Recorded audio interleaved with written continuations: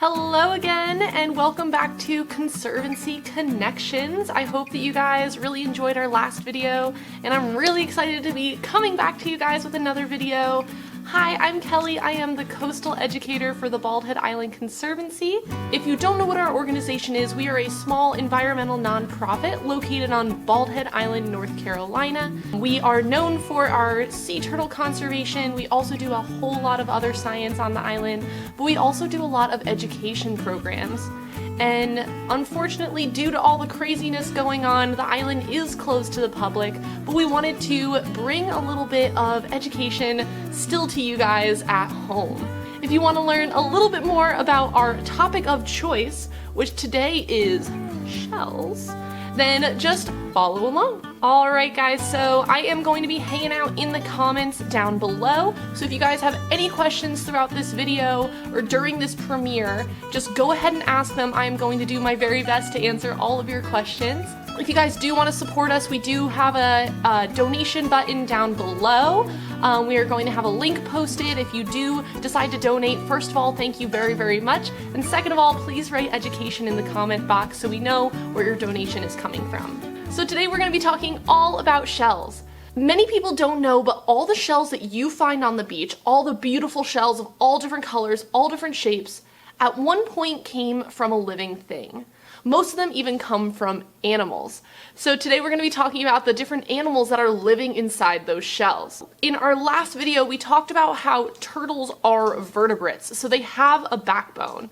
So these animals that we're going to be talking about today, they are invertebrates. So none of these guys have backbones. Invertebrate is a very big word to fit on my little piece of paper, so I have the abbreviation invert written down. So these guys do not have a backbone, they don't have a typical skeleton, so they need a different way to keep their shape.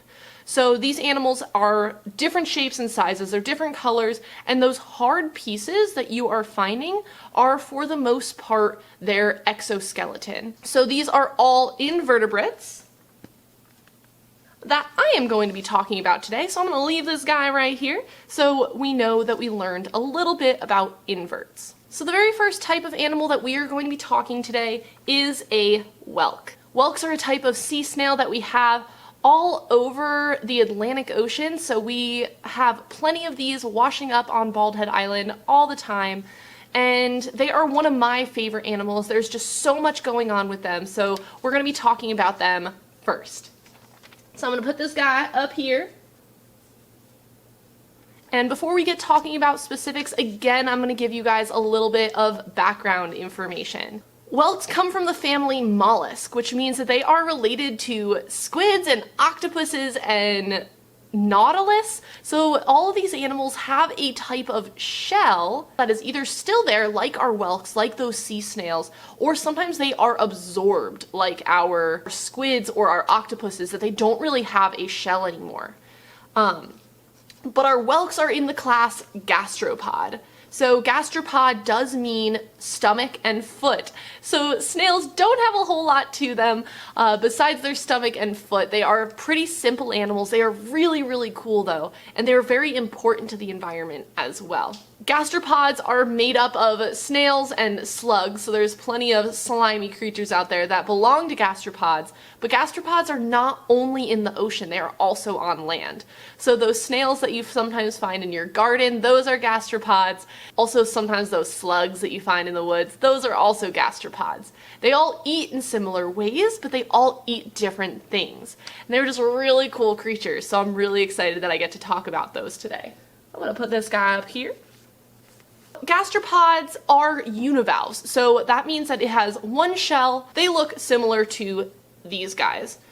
These two are two different species, and I'll talk about those in a little bit, but these are both whelks. You can tell that it is a snail by just looking at the top of the shell. If it has this really beautiful spiral and one large opening, that is always going to be a type of snail. Unfortunately, these don't just come from the ocean. They're not just made for listening to the ocean. They do come from an animal. So I have a question for you guys, and I want you to answer in the comments down below if you know.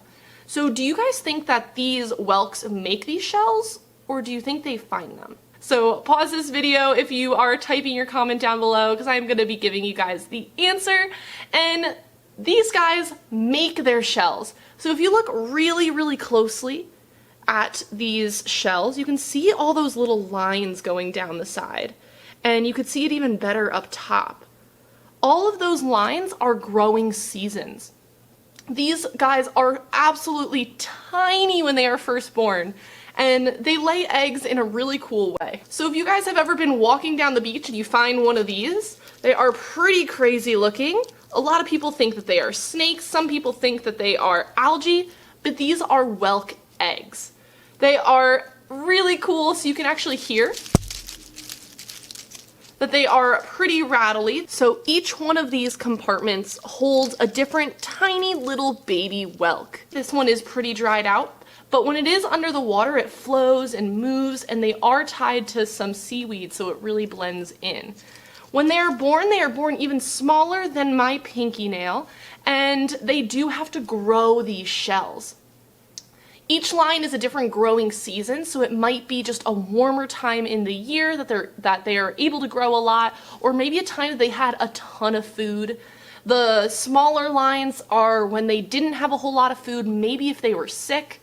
And sometimes you can even see in the shells when they were broken. So you can see some little divots in the shell. These shells are made out of a similar material to our bones. They are made out of calcium carbonate, and they get that calcium carbonate by absorbing it from the water around them. So that is how they get the different colors to them. It all depends on what is in that water. Whelks move around in a really cool way. So this shell is pretty heavy. This is actually just as heavy as the turtle that I had out on my last video. How many feet do you guys have? You guys have one. So they have 1 foot that they just secrete mucus that is similar to our boogers, and they slide around on that mucus. That is how they get around. They have a really muscular foot, so they're able to just kind of scooch over that slime so they're able to continue moving. So similar to our turtles, our whelks are able to pull themselves inside their shell, and they are able to close themselves with an extra little piece of shell called their operculum. So everybody back at home, I want you to try and say that with me. Operculum. So it's a big word that means that they have a front door that sits on their body at all times. Can you guys imagine trying to carry your front door with you all the time? That sounds really heavy. But these guys are able to put that on their body, so they're able to really keep themselves safe. If they are ever pulled out of the water, they're able to close that operculum and keep the water inside as well, because they do breathe water. They also eat in a really cool way. So I want you to stick out your tongue. It's kind of squishy, kind of flat, kind of rounded, right? These guys have a long, almost ribbon-looking tongue. It is called a radula. So again, I want you guys to say that with me. Radula. And their tongues are not really like ours. Their tongues are covered in razor-sharp teeth. What?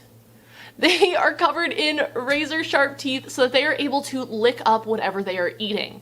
These guys are carnivores. They like to eat meat.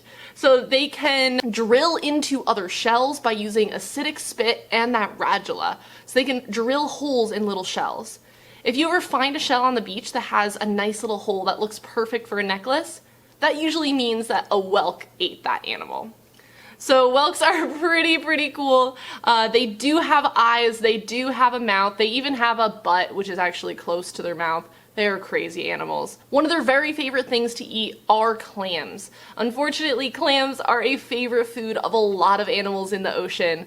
And not a whole lot of animals eat our whelks, but one animal that does is our loggerhead sea turtle. They love to eat the crunchy shells of these. It really helps them grow their shell, but they can get that nice meaty animal that is inside this as well. But whelks are just really awesome. They can be found all over the Atlantic Ocean. They can be found up to 100 feet in depth. They are really hardy animals, and they like to live in the intertidal zone. So they really like that really sandy area, maybe areas that they can cling onto rocks.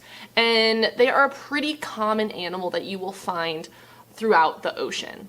We do have a couple different types of whelks that are found around North Carolina. This one is called a knobbed whelk. So you can see the little knobs sticking out here. That is where he gets his name from. But we also have our channeled whelk. This one kind of looks like a sandcastle, and it has deep channels running around the edge of these shells. One thing that these guys have in common is that they are right-handed. So are you right-handed or left-handed? If you are right-handed, you might be a knobbed whelk, or you might be a channeled whelk. So to know if a shell is right-handed or left-handed, you put your thumb up. So I'm raising my right hand, I'm putting my right thumb up, and my right hand fits very nicely inside this shell. But if I had a left-handed shell, that one would be a lightning whelk. Unfortunately, I do not have any lightning whelk shells with me today. They are a little bit less common in North Carolina. These ones are very common. But then my left hand would be able to fit inside that shell. This one doesn't fit in very well. So whelks are just super, super cool animals, and I love, love, love talking about them. If you guys have any questions about whelks, just do give me a comment down below because I will go ahead and answer them. If you guys want to know more about different shells, I have other shells with me as well. I can make other videos like this as well. I want to do a shell series for all different shells that we will find on the beaches of North Carolina. So thank you guys so much for watching this video today.